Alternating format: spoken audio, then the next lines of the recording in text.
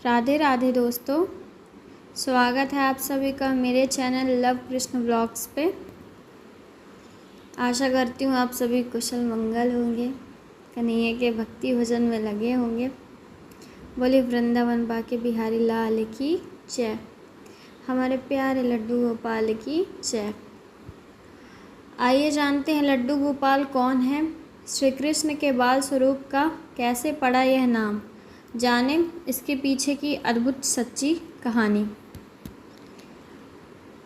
श्री कृष्ण को लड्डू गोपाल नाम से जाना जाता है। श्री कृष्ण के इस बाल स्वरूप की सेवा किसी बच्चे की तरह ही की जाती है। लड्डू गोपाल की प्रतिमा के एक हाथ में लड्डू है और उनका यह बाल स्वरूप बहुत ही सुंदर और अद्भुत लगता है।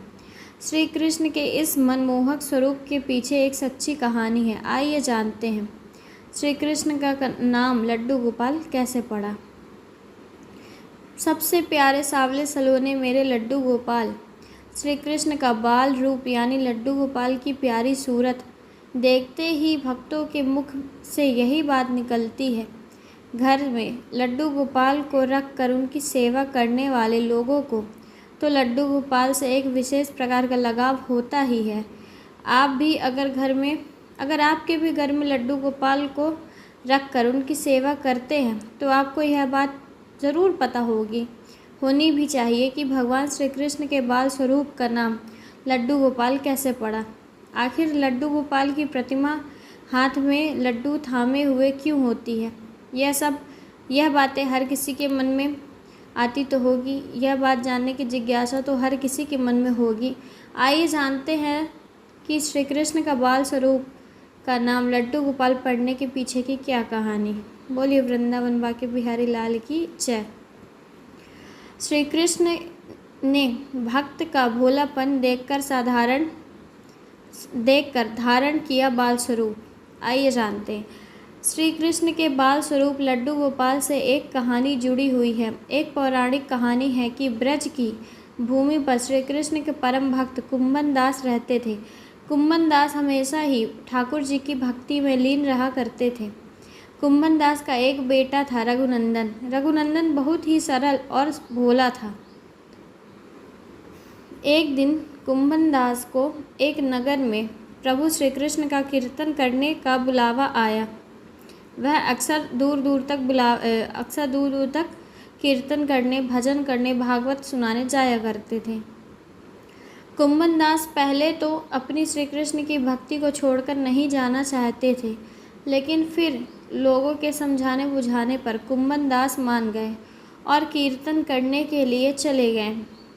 उनका मन तो नहीं था कि वह जाएं अपने कन्हैया को छोड़कर, पर करते भी क्या, आखिर काम भी तो उन्हीं का, नाम भी उन्हीं का, सब उन्हीं का, तो जाते भला कैसे नहीं।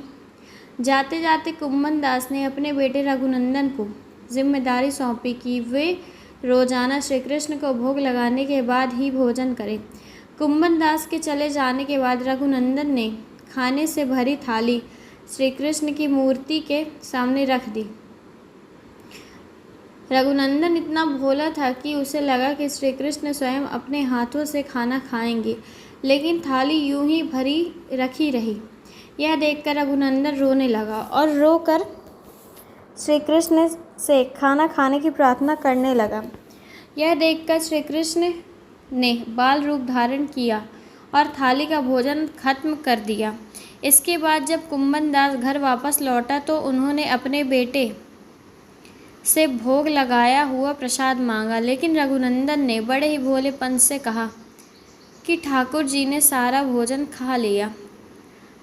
अब ऐसी बातें सुनकर किसी को भी आश्चर्य लगेगा, स्वाभाविक सी बात है। तभी यह सुनकर कुम्भन दास को लगा कि शायद उनके बेटे रघुनंदन ने सारा भोजन खा लिया और अब झूठ बोलकर बचना चाह रहा है। इसी तरह कुम्भन दास जब भी कीर्तन करने जाते अपने बेटे को श्री कृष्ण को भोग लगाने के लिए कहते थे।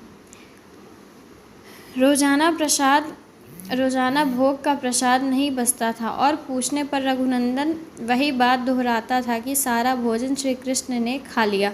अब वह तो बच्चा है और बच्चे आपको तो पता है कभी झूठ तो बोलते नहीं। और उसने बोला, इसके बाद एक दिन कुम्भन दास ने लड्डू बनाकर भोग की थाली में रखी और अपने बेटे रघुनंदन को भोग लगाने के लिए कहा। कुम्भन दास छुपकर देखने लगे कि आखिर सच क्या है। उसी दिन भी यही हुआ। रघुनंदन ने श्री कृष्ण को खाना खाने के लिए आमंत्रित किया। श्री कृष्ण ने बाल रूप बनाया और लड्डू खाने लगे। जब कुम्भन दास ने स्वयं श्री कृष्ण को बाल रूप में देखा तो वे दर्शन के लिए दौड़ चले आए। बोले वृंदावन बाके बिहारी लाल की जय। उस समय कृष्ण के एक हाथ में लड्डू और दूसरे हाथ वाला लड्डू मुख में जाने को ही था कि वे एकदम जड़ हो गए। इस घटना के बाद से ही उनकी इसी रूप से पूजा की जाती है और श्री कृष्ण के इस बाल स्वरूप को लड्डू गोपाल कहा जाने लगा। तो भक्तों, ये थी लड्डू गोपाल के पीछे की कहानी। आप सभी को पता भी होनी चाहिए, और अगर नहीं है तो आज से जान लीजिए कि हमारे घर में जो विराजमान है लड्डू गोपाल, उनके पीछे की कहानी क्या है। आशा करती हूँ आप सभी को यह कहानी अच्छी लगी होगी। आप सभी भी जानिए, औरों को भी बताइए, उनको भी प्रेरित करिए कि वह लड्डू गोपाल अपने घर में अवश्य विराजमान करें, उनकी सेवा करें, उनमें अपना मन चित्त लगाएं। और बस जीवन का यही सार है। बोलिए वृंदावन बाके बिहारी लाल की